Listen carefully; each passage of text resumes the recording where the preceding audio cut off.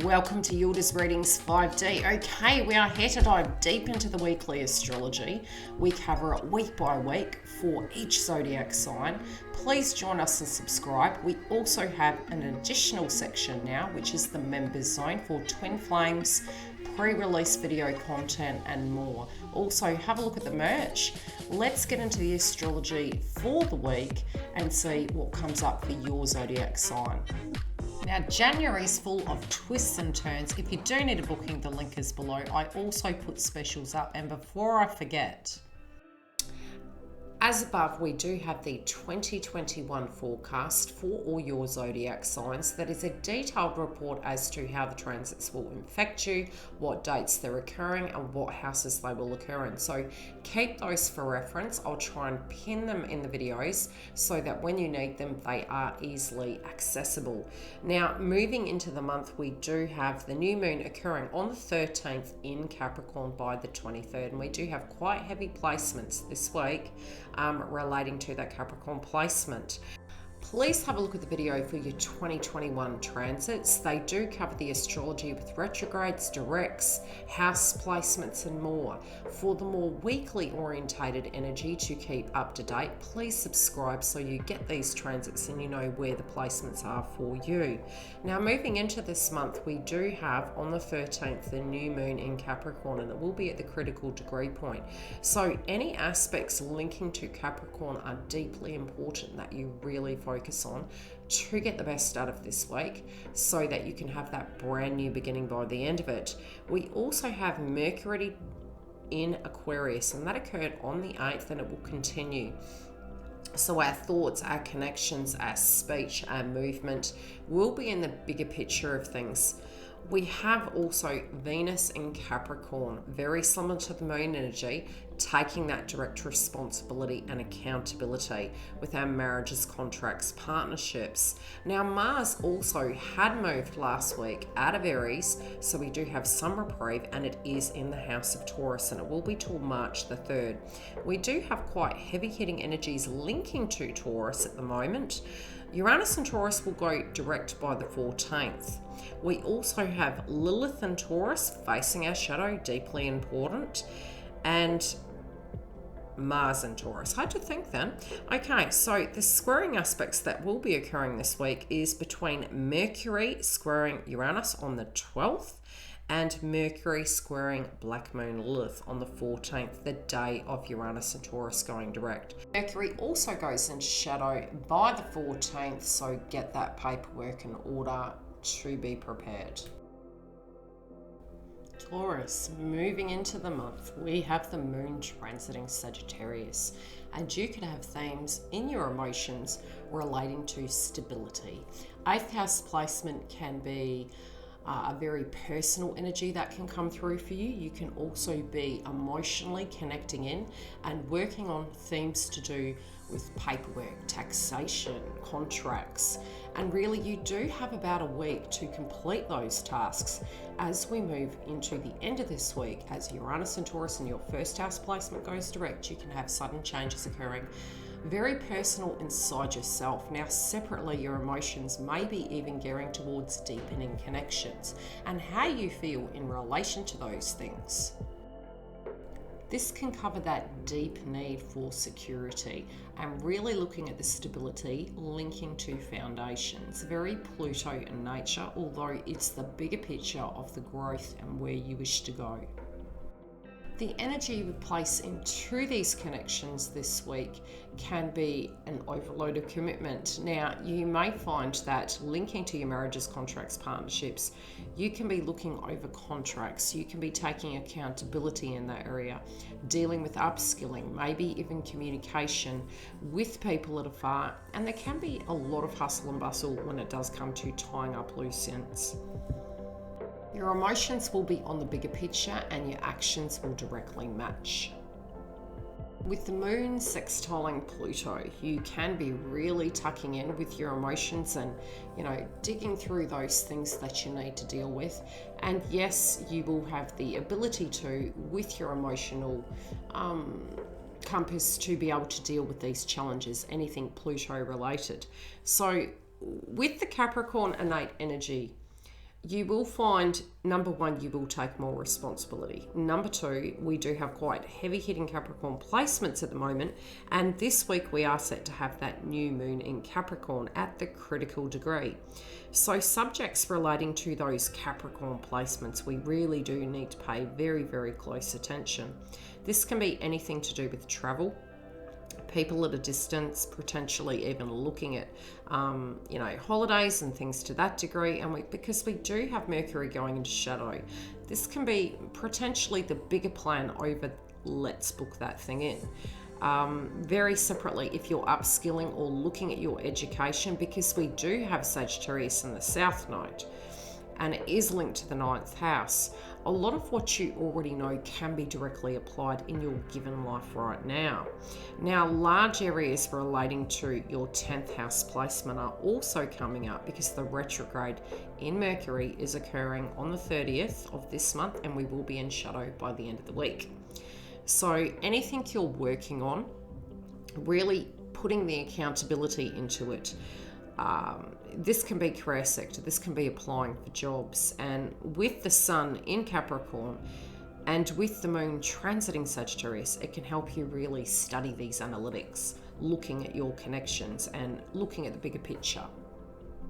If you do have children, subjects relating to children can also come up during this time, and it can be things linking to their education and subject matter surrounding that. Now, at the end of 2020, we had the full moon in Cancer. So subjects relating to home-related dynamics may be playing out this week and through the month because the shadow sign is Capricorn. And it's really the devil in the detail when it does come to those areas and balancing those things out. So with contracts and subjects to that regard need signing or dealing with, it's really the best time right now to be addressing those areas so that you have that all set prior to the retrograde where complications can come about. This is going to be a pretty busy month for you guys, and for most of us collectively, but it can become more busy by the end of this week. So tie up any of those loose ends relating to your life and your mission and what you're wanting to achieve. Pretty much this is that, that window we have prior to the shadow energy of Mercury going retrograde in shadow. Now on the 9th, Mercury is making a square to Uranus and Taurus, and this is your first house placement. So yes, there can be, when it does come to your thoughts and your actions and trying to articulate things, trying to deal with things, it is going to be a hustle and bustle day. Try and keep grounded through that process. You also may find that the overwhelming level of accountability and responsibility inside some of these things does feel a little bit like a burden, but it is for the bigger picture. We can say it's temporary, but Saturn in Aquarius and Jupiter in Aquarius, it's actually hitting your 10th house placement. So the work that we have to do to achieve our dreams, the work that we put into our interconnections, the purpose we serve with that 9th house placement, what we feel we're on mission with, where we feel we're out of alignment, what is our psychological and spiritual belief inside of these things, and how can we change that about. Now, this is a very personal week for you due to the fact we have heavy hitting energies, and potentially you may find that you do have a lot of energy. This can be for some of you due to the fact that Mars has transited into your first house placement, but you can be at war with yourself on subject matters, and at times it can be burnout energy. So it depends on how it's going to be playing out, but you can be really self-critiquing at this time, but pouring energy into that personal transformation inside your life of where you feel those things can change. Now, we do have the shadow energy of Black Moon Lilith in your first house. We also have Uranus and Taurus going direct, so you can implement those changes as that moves direct, and it can be quite sudden. It may be an epiphany that you have, or it might be a circumstance that happens to you that reshapes who you are. And last but not least, we do, with the Taurus energies, have Mars in that house. So with Mars, Black Moon Lilith, and Uranus and Taurus, it's quite an active time at the moment. Now, the beauty is, yes, Uranus and Taurus will be direct, and sudden things can happen. As I've said in the previous videos, go look at your sun, moon, rising. It can be to a point where it's like Forrest Gump, a box of chocolates. You can take on themes of potentially knowing what can happen, but it's always very sudden and out of the box, but it does directly benefit us in the long run. So it's really about trusting that process with those circumstances and how we, with our emotional integrity, directly respond to those things. So with your shadow energy, attempt to not be self-loathing. Analyze things, look at things, yes, but allow that energy to flow through you. And for some of you, yes, you will have more energy till March the 3rd. Now on the 9th, 10th and 11th, we have that moon transiting Sagittarius, 8th house placement. 8th house can link to life, death, monies, legacies, wills, the give and take, the deeper connections, what we have in an asset sense and what we can build upon from where we stand. Where are we in the matrix? It can link to taxation also. So any contract to a degree, you can be looking at and assessing from that first house placement, Taurus. Looking at those things and assessing it as you move forward to quality control them. Now Pluto's really coming in, and yeah, one could say wreaking havoc, but it's a quality system. We need to look at it as it's happening for us, not to us. So any circumstance that does come up this week that needs tidying up, looking at, okay, where is the do I see this going the distance with Sagittarius in the 8th house placement? And Sagittarius currently is the south node, so we're transforming that area. It's where we got comfortable and where we're going to now. So whatever that comfort was, how can we transform that and change it? And what do we deem as comfort? You could potentially look at it like building Noah's Ark or a pyramid to, take that energy to the afterlife. But what is our legacy and our spiritual connection to it? And does it define us? So sometimes, with that, potentially, we may have been holding ourselves back and circumstances can change. It's the ebbs and flows of life. There's comings, goings, endings, new beginnings, and trusting that process that they're just a new storyline. Now, Chiron will be squaring Venus and Capricorn. So these themes this week can get to the point where responsibilities and reassessing those areas and the work that we need to put in to be able to achieve these things. With Mars and Taurus is really showing us, very similar to what Taurus, is that we need to pull our sleeves up and put the hard work in. And it's not instant gratification. We're not in that era and eon of the Jupiter Sagittarius energy. Now, yes, we do have Jupiter in Aquarius, so collectively and personally, that hard work we put in of our co-creative energy, and you've got this beautiful aspect where Mercury is in Aquarius, so your creativity, when it does come to ways you can do things, is for the bigger picture. And you may be feeling kind of pulled in two directions where you're looking at the bigger picture. You're looking at maybe your family's feelings, maybe your workplace and situations relating to that. But it's not just your thought processes, it's the bigger picture. The whole theme of there's no I in team. How do we pull this ship together? So with Chiron and Aries, the wounded healer, squaring Venus and Capricorn, these themes relating to your spiritual beliefs, your value systems and wounds potentially you may have had, or even going a distance, being able to achieve something in the long run, traveling, anything to that degree, anything in 9th house placement, education, value systems, religion, those subject matters. And I keep hearing renewing vows. I don't know why I keep hearing that, but things like that, a relationship going to that next level, whatever those circumstances are, they can be transformed. And it's facing those fears inside of your marriages, contracts, partnerships, the 7th house, and the value systems, the 9th house, so that you can move beyond the wound and achieve those things. And anything worth having is hard work. So it depends on how it relates to you, but this will be a personal thing to you, Taurus, that you will experience. Now, with the nodes quincunxing the sun, let's have a quick talk about that. Now, quincunx can be very similar to an opposition. There can be tension points there can be constraints, it can be very slow, and it's really trying to show you something linking to both the sun in Capricorn, your value systems, maybe, needing to upskill in an area, it can be subjects to do with schooling, education, and very separately, the nodes in Gemini, those themes to do with that Mercury nature energy. So for you, Gemini connects with your second house. This can be your net worth value. It can be income you currently have.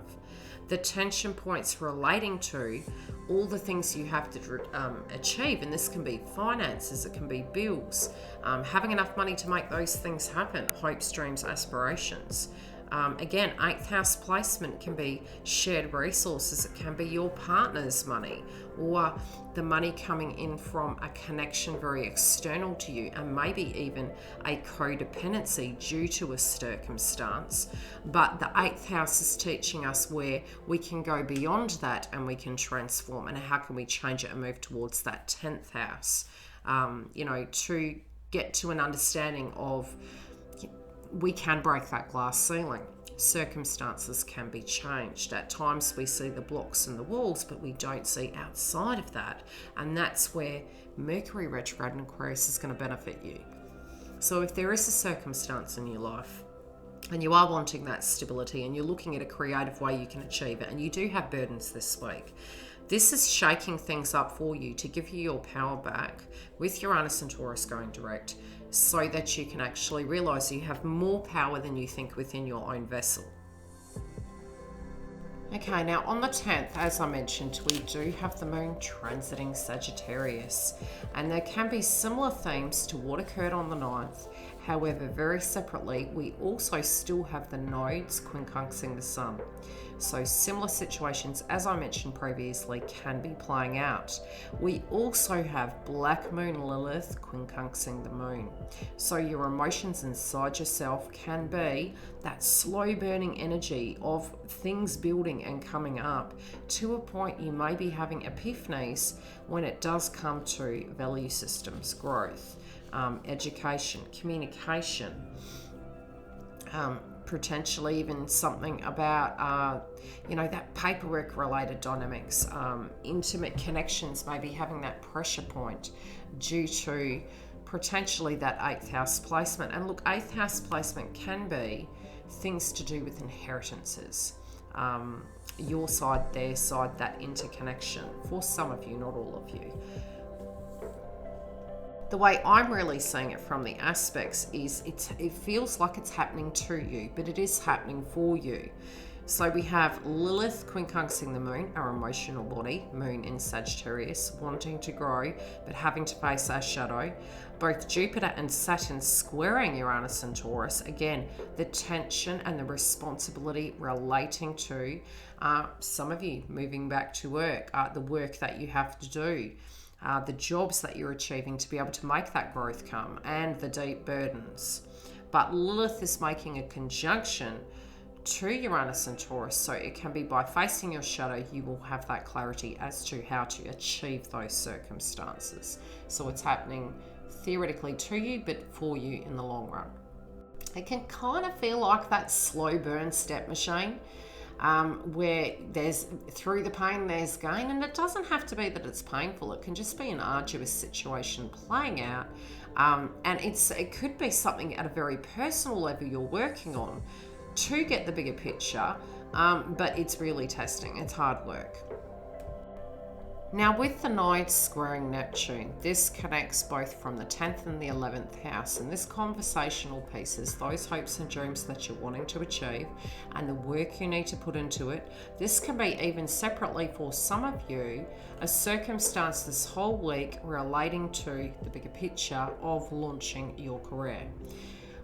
If this is a project and the emotions that you're tapping into in the first 3 days are blogging, networking, communicating, tapping into spirituality, sharing those energies, this could be for you personally a very psychic spiritual week. So if that's coming up, the work you put into it, yes, you may want to launch something, but it's going to be hard work in order to do that, because you do have your hopes, dreams, and aspirations in the house of Neptune, making a square to the nodes in Gemini. So anything you're working on, be it it's a hope, a dream, be it it's moving into dealing with different people that are in a wider group energy, and you feel you will directly resonate and relate to them more. And this can be your social activities as well.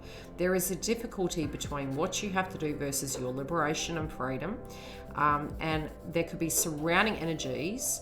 This could be playing out two ways. A, you could be ignoring these circumstances, and that's where the difficulty is.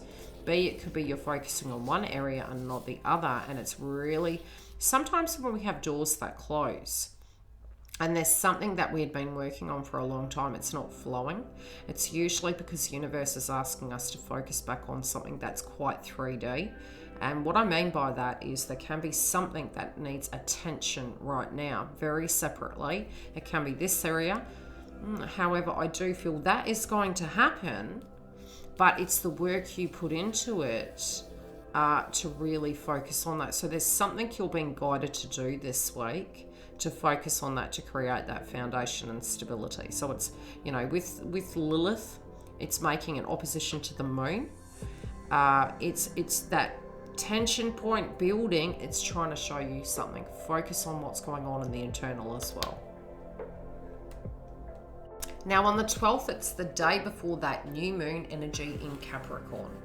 So the themes that can come up are similar. It's working through those dynamics. However, your energy and your emotions may be very focused on that bigger picture, how to expand, relating to your marriages, contracts, partnerships, tying up those loose ends, taking responsibility, the devil in the detail frequency. How are you looking at it? So really focusing on inside of those situations, what you value, what the responsible thing is to do, how your emotions are at, and how that can guide you moving forward. By the time we hit the 13th, yes, the moon yet again is transiting, that pivotal point of Capricorn.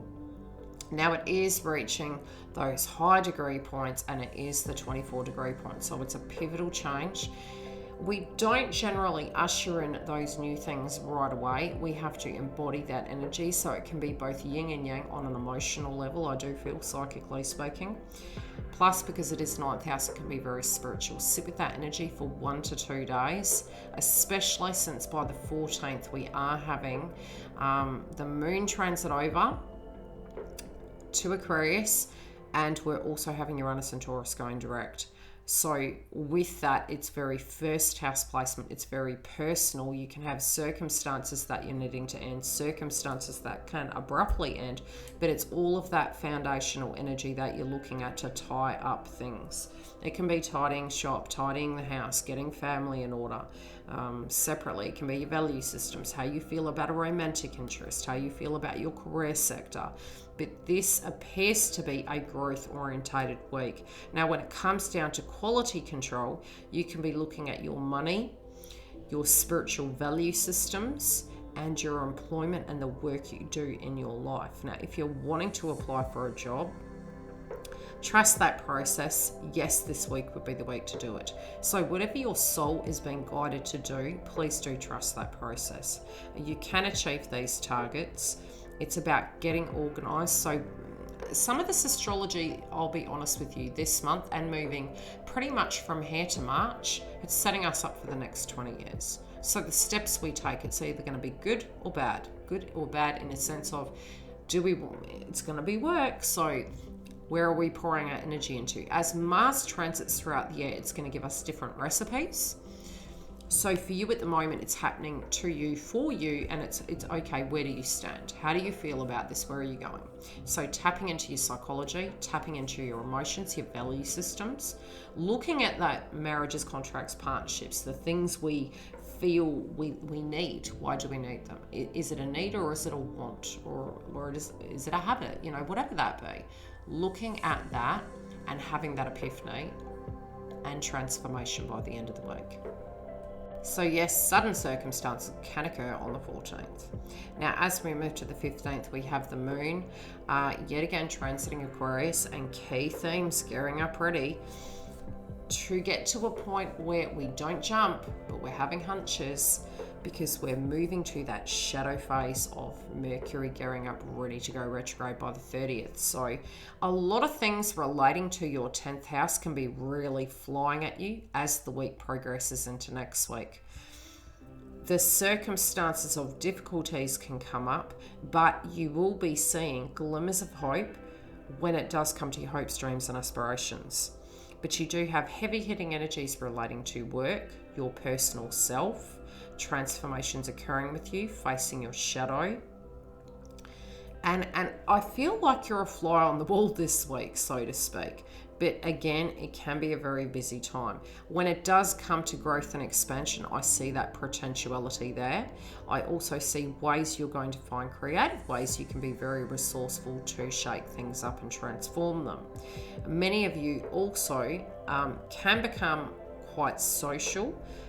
But that Mercury energy is really pushing you to work very hard. So you could be thinking of a lot of things at once. So you will need to have that quiet time, downtime at night time, to quiet the mind to hear all your thoughts. Take time for that. But very separately, sometimes when we're having too much happening, we don't have the time to do that. So you're going to have to make that space. Because communication can be sharp and snappy when we're feeling overwhelmed. So being able to maybe document down on a piece of paper, write down what you need to do in that day. And then, if your body's really feeling depleted, transfer some of those over to the next day and trust that process. Love and light, beautifuls. I will see you next week. I'll also see you live during the month for the live updates I do. I do put information in the community tab prior to coming live, so please subscribe. It's free. And I also have the membership zone now that has a private room for twin flames, as well as this content released ahead of time and other tier levels. Now, the merch on the website is able to be customized. So if you were wanting to put something on it, go ahead and have a look. Otherwise, I'll see you during the super chat sessions on my lives. Love and light, guys. I'll see you next week.